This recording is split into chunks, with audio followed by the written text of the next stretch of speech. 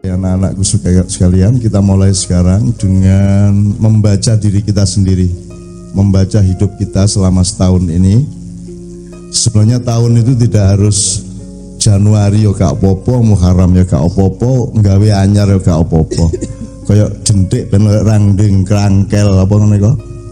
Ngitungi lah ono Jiro Patmo kan ya iso. Nggawe tahun anyar ya gak apa-apa. Tolong kita jangan terlalu meributkan hal-hal yang tidak substansial. Memang kalau tahun baru Islam itu hijriah kita maknai ya. Hijriah ya apik. Hijriah itu dibanding Masehi memang lebih dahsyat hijriah sebenarnya, karena hijrah itu gini, nek Masehi itu kan jarine ku lahire Nabi Isa lah ngono. Nah, nek Islam kok gak lahirine Kanjeng Nabi Muhammad?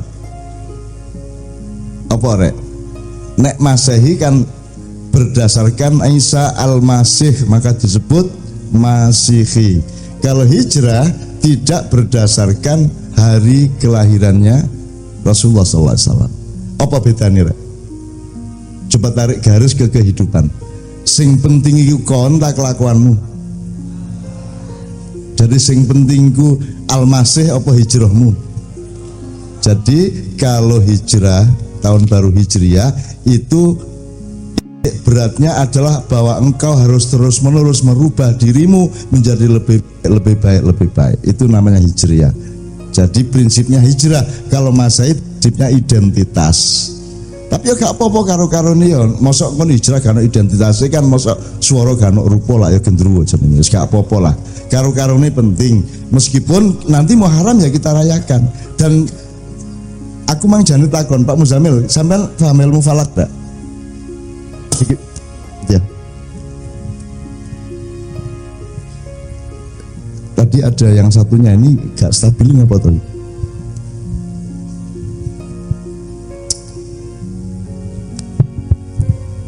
Tes. Gak apa ya? Anda tahu GMT itu apa? Singkatan dari Greenwich Mean Time. Di mana dia?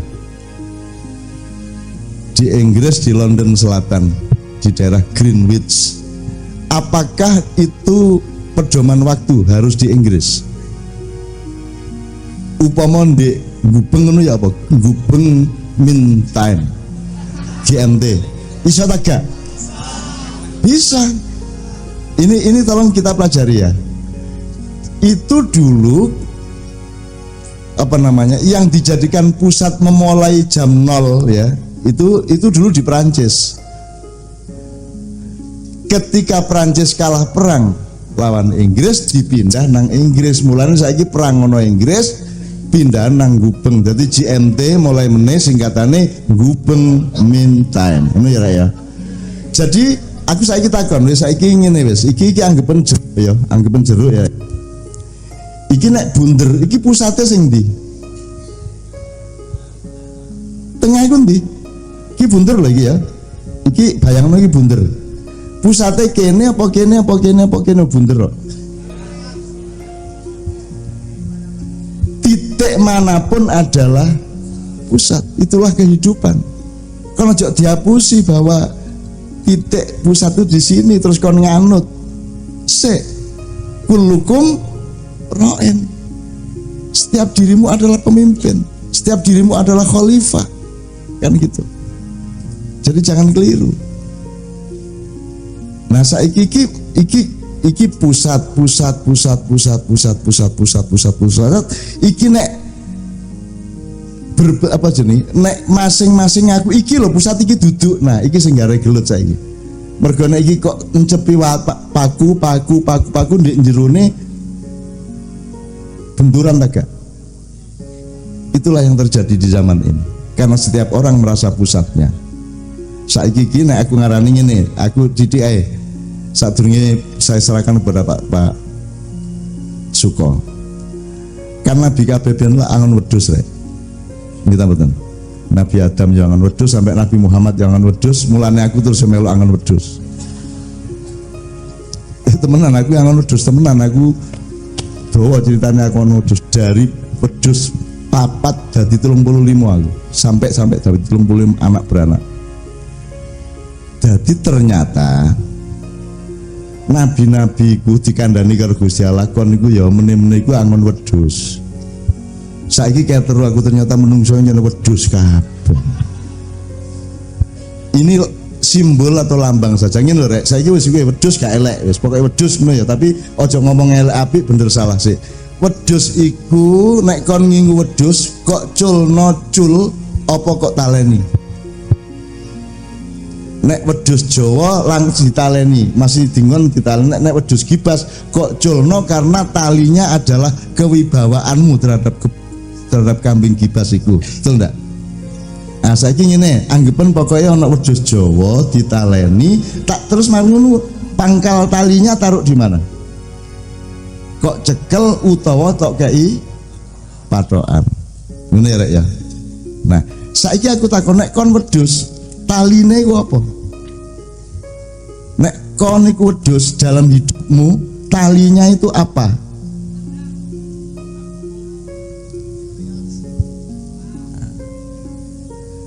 Dawane sak pira? Olehmu nentokno dawane taliku ya apa? Ngerti? Dawane kan dawane taline wedhus kan tergantung wilayah rumput yang dia berhak memakannya. Ojo sampai taline memanjang sampai ke kebun tetangga, betul enggak? Jadi yang menentukan panjangnya tali ini apa tadi? Akhlak, ilmu, kepantasan, hak, hukum dan seterusnya itu tali. Saiki patokane apa rek? Patokane iki apa? Ya dideleki ya sinau ya. Patokane apa? Saiki aku takon wis teorine ngono iku. Saiki nek kon ndelok wong di Indonesia saiki ya politike, ya rakyate, ya partene, ya macam-macam wis golongan-golongan madhab segala macam. Utung ini pertama, secara mental awakmu ku wedhus sing seneng ditaleni tak gak seneng ditaleni? Aku takon terus terang. Kon lek seneng gak ditaleni sih? Emoh lah apa kate ditaleni barang. Lak ngono. Dadi bangsa Indonesia adalah wedhus sing emoh ditaleni. Sak karep-karepe kate apa? Kate LGBT ya bah hakku kok. Emoh kate ditaleni nganggo konstitusi ya toh? Nah, terus tapi kan tetap ono tali nih. Maka ada polisi yang menjaga tali dan patok, ya toh? Sama tentara, sama TNI itu menjaga. Kalau tentara menjaga di luar pagar, polisi di dalam pagar. Kira-kira kalau kita ini kebun, ya. Nah, patokan ini kan yang jaga beliau. Ada undang-undang dasar, ada konstitusi, ada peraturan pemerintah, ada keputusan menteri, ada perda, ada perdes, itu semua kan patokan dan tali. Nah sekarang kenapa kita bertengkar? Sembarang dadi tukaran loh saiki. Kon gak ro saiki keadaan ki elek tapi ya gak ro to kon. Jari ki apik banget, jari ki elek banget, gak jelas ya apa. Mergo setiap orang gawe patokan dhewe-dhewe. Ya ta gak? Setiap orang gawe patokan dhewe-dhewe dan nganggap patokanku iku sing bener, patokanmu iku salah. Kudune iki gak ndek kuno, kudune Pancasila gak Islam. Lah ngomong ngono. Setiap orang bikin patokan sendiri-sendiri. Kalau kita jadi bangsa, mestinya kesepakatan sebagai bangsa itu adalah merupakan patokan.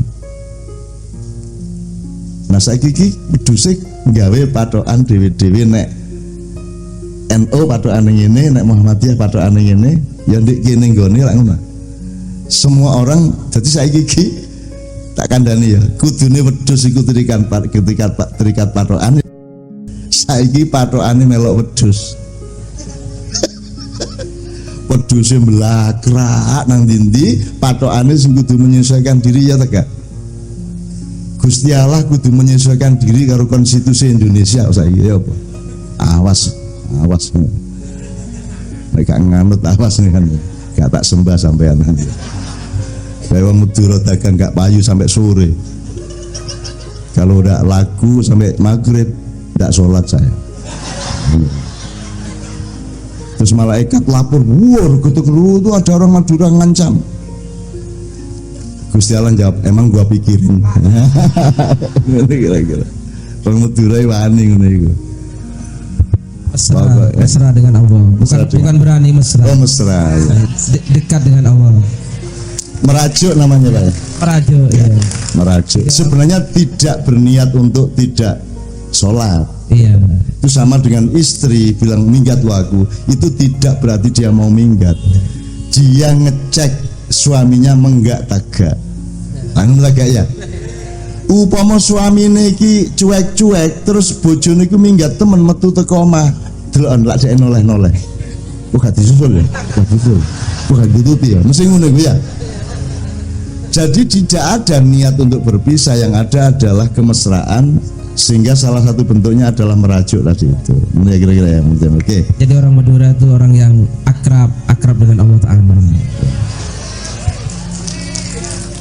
Iya Mas. Katanya meneh-meneh iku anu, kon mlebu swarga iku ndek kono ternyata wis ana wong dodol sate Madura sak mberek. Lho sampean kok wis ndek kene kula mboten kadhek napa kula niku Hajar Aswad mau kula sing nguasai. Wong kula nek umrah niku sing kula lirik Ka'bah gak ono wesine ya. Nek ana wesine ngono dikerubungi wong Madura dibecoti mesti ngomong. Orang Madura di surga, tapi terkadang di pinggir neraka. Kenapa Pak? Karena kalau nggak ada api nggak bisa bakar sate.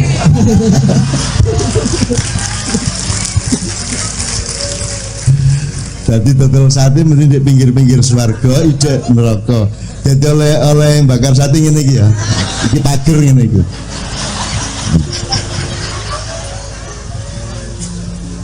Madura iku ahli jarak, pokoknya ahli ngono iku. Apa mau Jamil? Orang nelayan Madura ditangkap di perairan Malaysia, terus jawabnya gimana? Oh iya. Oh ini saya gak nyolong ikan Malaysia. Ini ikan dari Sumeneb saya kejar sampai ke sini.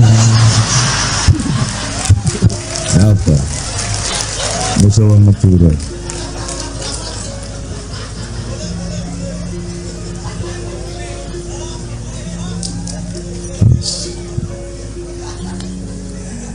Zaman biyen sepur trodok rek jenenge ana cendelone kalau ya. Ana cendelone kayu kabeh ngene kalau. Wong Madura ngene iki tangannya. Terus kondekture Pak, tolong jangan mengeluarkan anggota badan. Mergo gak dirungokno akhirnya ditulis toh jangan mengeluarkan anggota badan. Dan tidak diperjelas ana sing saru. Lu gak mungkin masuk aku mengeluarkan anggota badan. Sing dimaksud badan itu kan itu. Wong Madura Pak, tolong tangannya jangan keluar. Nanti kalau ada jembatan kan patah tangannya. Ngene. Madura kok dielingno. Ndase ditokno ngene. Kena angin gusu sana. Yes. Ngelu kondektur piro ae bolak-balik ngiling tambah ngene. Terus mari ngono ana Kiai Madura sing wis apal kelakuane umate. Pak sampean kalau tangannya keluar, nanti kalau ada tiang listrik, ada jembatan, ambrol jembatan nanti. Oh iya gitu. Ngono wong Madura iki. Nek diarani dheke cuklek tangane mau. Tapi nek sing dituduh iku jembatane sing ambrol, ngalah dheke kan gitu. Hati-hati karo Madura kon, pokoknya hati-hati kon. Salah kalimat didik. Orang Madura kelelep lho. Oh, ngene gak iso nglangi. Ambil tangan saya, ambil apa? Sik. Berikan tanganmu, berikan. Kendi tanganmu, kene tanganmu. Gak gelem kok, masih wis kelelepi mau deh. Soalnya kata-katanya keliru. Kudune ambil tangan saya. Baru dia mau. Nek endi tanganmu, kekno tanganmu, gak gelem deh. Wong sekate mate gak gelem ngekek ya kan. Aja meneh. Wae apa wis. Wong aku ngene-ngene iki sing crita wong Madura dhewe kok. Oke, gitu ya, tepuk tangan untuk Pak Zamil. Om Zamil, tolong diceritakan beberapa PR tadi. Sekarang kita ke Pak Suko. Nanti diselingi Pak Suko. Misalnya beberapa orang kita selingi satu nomor dari Kiai Kanjeng. Malam hari ini lumayan ada lengkap ini Mbak Nia, Mbak Yuli, Mas Islami, Mas Doni, Mas Imam semua ada. Kalau satu orang vokalis saja satu lagu berarti kita sudah punya setengah jam lebih lagu dok kan gitu. Belum lagi nanti ada Mas Ale ya, Mas Ale Nugroho ya. Ini manajer Kiai Kanjeng tapi juga nyanyi. Dia dulu punya band namanya Kandela, terus dibubarkan diganti Kiai Kendil ya. Jarine ngono mang. Assalamualaikum warahmatullahi wabarakatuh. Waalaikumsalam warahmatullahi. Mohon maaf, mungkin saya memakai bahasa Indonesia. Saya kurang paham bahasa Jawa. Bu, bisa bahasa Jawa tak mboten lancar ngoten. Nggih, mboten apa-apa. Maaf nggih. Oke. Pencapaian saya Saya alhamdulillah. ditanya namanya siapa, Oh, kata iya. Pak Musabil tadi. Nama saya Maulina, saya dari Surabaya. Rumah saya deket dari sini. Dan saya ini fans berat Cak Nun. Terima kasih Cak Nun. Saya tuh selalu lihat Cak Nun, lihat via YouTube, dan saya banyak belajar dari ada artikel tentang Cak Nun banyak. Saya juga belajar dari Gus Dur, saya belajar dari Putra. Maulina guru juga ya? Saya ini kebetulan saya guru bahasa Inggris. Kelihatan tahu dari tadi tai lalatnya. Ya, saya ngajar perusahaan-perusahaan gitu, BUMN, ngoten. Nggih. Mbak Maulina, pencapaian saya, apa? Ya, pencapaian saya merasa mungkin lebih religius tahun ini dibandingkan tahun kemarin. Alhamdulillah. Dan semoga lebih bertambah. Dan saya mohon bantuan dari Makia, dari Cak Nun, bahwa saya berharap dakwah ini tuh sangat membantu terutama orang seperti saya, karena sekarang ini di Indonesia banyak sekali pecah belah. Itu saya akuin. Jadi saya ada orang yang bilang, oh nanti neraka harus begini begitu, sepertinya tuh Islam itu jahat gitu. Padahal neraka penting bagi penjual Sate, J. Dan terjadi, J. Ngucapin ulang tahun haram, apa dosa. Jadi kita tuh semakin orang yang mau belajar agama itu malah jadi lari takut, gitu J. Dan terus terang jujur Cak Nun sangat merubah banyak pandangan orang yang pertamanya takut-takut, akhirnya lebih mencintai Muhammad, lebih dekat pada Allah, Amin. lebih berkah ngoten. Jadi harapannya Cak Nun jangan bosen untuk terus jadi guru kami. Kalau jamaahnya seperti sampean nggak bosen kita. Arek-arek ini ngeluh. Karena sejujur tokoh seperti Cak Nun sepertinya sudah semakin menipis. Dulu ada Gus Dur, dulu ada yang bikin adem itu banyak. Kalau sekarang ini sudah sedikit. Makanya saya doain Cak Nun sehat nggih. Sehat-sehat nggih. Nggih sampun ngoten mawon. Terus saja sebetulnya. Ayo, Mas. Nggih, terus Pak. Nih, Assalamualaikum warahmatullahi wabarakatuh. Waalaikumsalam. Nami kula Husnun dari Jember. Biasa kali adik kula niku diceluk Cak Nun juga. Cuman sayangnya mboten sami penggemare Cak Nun tasik-tas niku ayu, kula mboten nonton penggemare ngoten tok mboten salah. Mengenai pencapaian saya alhamdulillah selama ini saya hidup menurut saya nyeludur mawon sesuai filosofi air, yang penting tetap mengalir seperti aja. Mengenai kegelauan, terus terang saja saya merasakan resah terhadap keadaan Islam yang saat ini, yang begitu tidak, istilahnya seakan-akan hampir berpecah belah gitu. Jadi sesuai dengan ungkapan Cak Nun yang pertama tadi itu, ngakoni beneri dewe-dewe gitu. Jadi harapan saya sesuai dengan cerita yang saya dapatkan dari Kiai Haji Muzamil yang ada di YouTube itu, bahwa mbahnya Cak Nun itu kan dapat cincin dari Syekhona Khalil. Jadi saya berharap supaya Islam itu bisa kembali guyub rukun seperti yang ada di tema guyub rukun seduluran seperti itu. Jadi sesuai cita-cita, kalau saya ingat dari dawuhnya Gus Mus itu, Islam itu dulu datang dengan asing dan akan kembali asing lagi. Jadi saya berharap Islam itu tidak seperti itu gitu loh. Jadi bisa bisa diguyub rukunkan kembali seperti zaman Nabi Muhammad SAW dulu. Jadi hanya itu aja. Terima kasih. Assalamualaikum warahmatullahi wabarakatuh. Salam. Rek nek Lamongan akeh ketekne nggak tekne omongan gak ono enteke. Kita break dulu musik ya. Si nyanyi Maulina tadi atau siapa? Konrek senang. Oke, silakan kita break dulu. Ngene. Vokalis maju semua ya. Iya Rek, vokalis maju semua. Mikrofonnya ada di depan juga. Jajane gini Rek, iki musiknya teman-teman kayak itu gini. Nanti kan masih ada yang ngomong habis ini ya. Nanti Pak Muzamil juga ada bagiannya. Maju aja, Mas, di bibir panggung aja. Ya. Dari seluruh yang diomongkan tadi dan juga apapun saja yang kita alami tiap hari, kan kita itu sama-sama punya satu kepentingan, yaitu kita itu kepingin masa depan itu rodok luwih apik timbang saiki lak ngono. Kita itu punya kepentingan yang sangat besar terhadap masa depan. Terserah sebagai manusia, sebagai orang Islam, sebagai bangsa Indonesia, sebagai apa saja, tapi kepentingannya sama, yaitu bahwa kita harus berusaha lebih baik di masa yang akan datang. Nah, nek nganggo ilmune wong urip, begitulah Allah menciptakan kehidupan.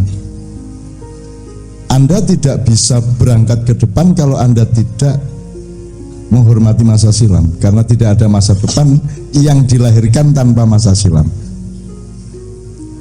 Nah, makanya lagunya saya pilih ini.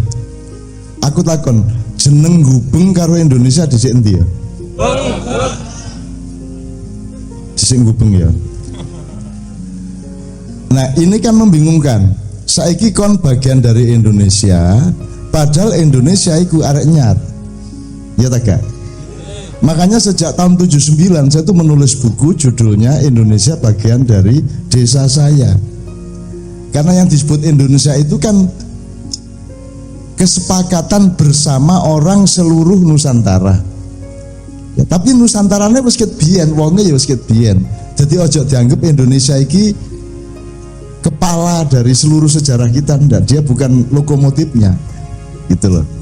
Dia itu laboratoriumnya saja untuk mengolah masa depan. Mulane nek awakmu wis gak memperhatikan masa silam, coba saiki wah iki nek dianalisa dawa banget kok.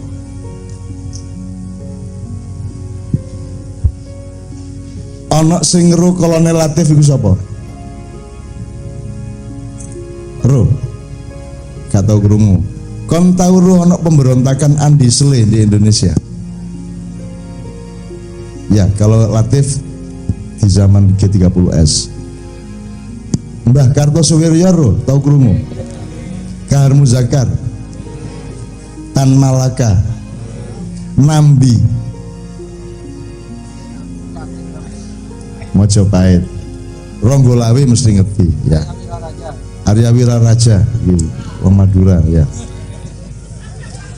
Saya kasih tahu ya, kata Madura itu sejak kapan Pak Muzamil? Pak Muzamil mesti gak tahu. Kemarin saya pernah dapat tamu banyak dari Bali yang menulis buku bahwa tidak ada Bali itu, yang ada itu Jawa. Jadi dulu kekuasaan Singosari sampai Mojopahit itu sampai ke Bali, sampai ke Sumbawa, sampai kemana-mana, dan itu semua namanya Jawa. Meskipun Jawa waktu itu bukan Jawa sing kok pahami saiki. Saiki Jawa sing dimaksud saiki kan Yong Yava, Yong Ambon, ya. Berjajarkan Sumpah Pemuda 1928. Jawa sing kok maksud saiki iki duduk Jawa sing biyen dikenal oleh nenek moyang kita. Jadi sekarang itu kita sudah samar-samar lu apa-apa iku. Jawa iku ya duduk jenenge bangsa. Jawa iku sifate wong tertentu, masyarakat tertentu sing Jawa, sing Jawani. Mulane arek cilik nek kurang ya apa kan disebut arek iku gak Jawa lah ngono. Karena Jawa itu adalah orang yang dalam masa yang sangat panjang melakukan sesuatu dengan nilai tertentu terhadap hidupnya di wilayah Nusantara. Nah sementara saiki nek ngomong Jawa, sara itu. Kita mboten. Islam sara. Ini Polri sudah bikin tim anti sara. Maksudnya tim anti sara itu ya apa? Sing gak oleh iku lah nek kon wong Jawa kepingin menguasai Indonesia untuk kepentingan Jawa itu yang tidak boleh. Tapi nek Jawane oleh tegak. Babi ku oleh tegak urip. Sing gak oleh apa? Kok pangan. Bukan terus babine kudu kok pateni kabeh. Lah nek anjane babi gak oleh urip lah apa Gusti Allah gawe babi. Sing gak oleh iku dipangan. Sing gak oleh iku nek kon PDIP ngerampok Indonesia untuk kepentingan PDIP. Tapi PDIP-nya punya hak hidup, Gerindra punya hak hidup, orang Islam punya hak hidup. Yang tidak boleh adalah kalau segolongan tertentu memonopoli seluruh Indonesia untuk golongannya. Lah ngono sih.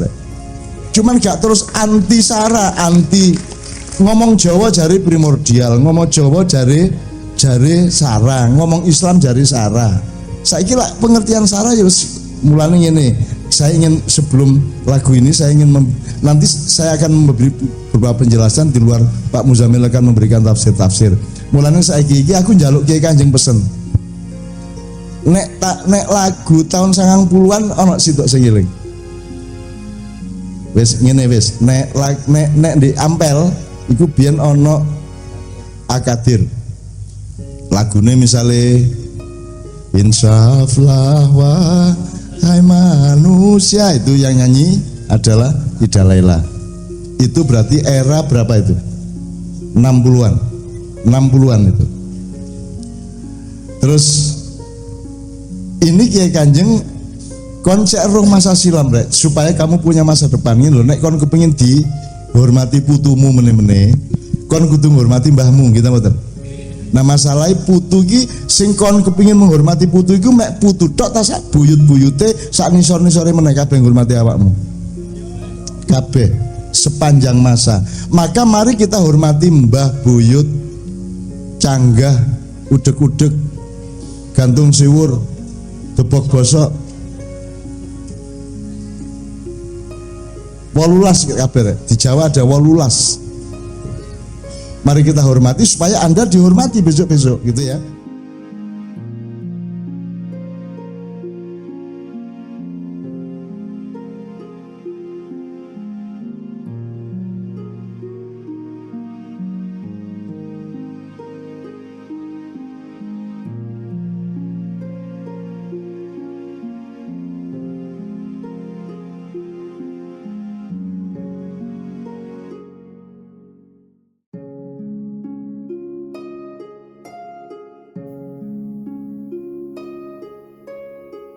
Assalamualaikum warahmatullahi wabarakatuh. Merubah dirimu menjadi lebih baik.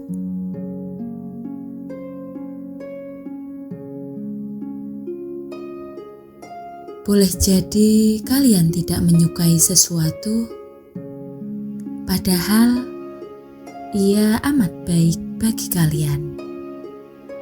Dan boleh jadi kalian menyukai sesuatu, padahal ia amat buruk bagi kalian. Allah mengetahui sedang kalian tidak mengetahui. Quran Surat Al-Baqarah ayat 216. Ayat ini berkaitan dengan perintah perang. Allah Maha tahu bahwa perang itu berat dan karena itu dibenci atau tidak disukai. Namun dalam kehidupan manusia sepanjang sejarahnya, perang kadangkala tidak bisa dihindarkan.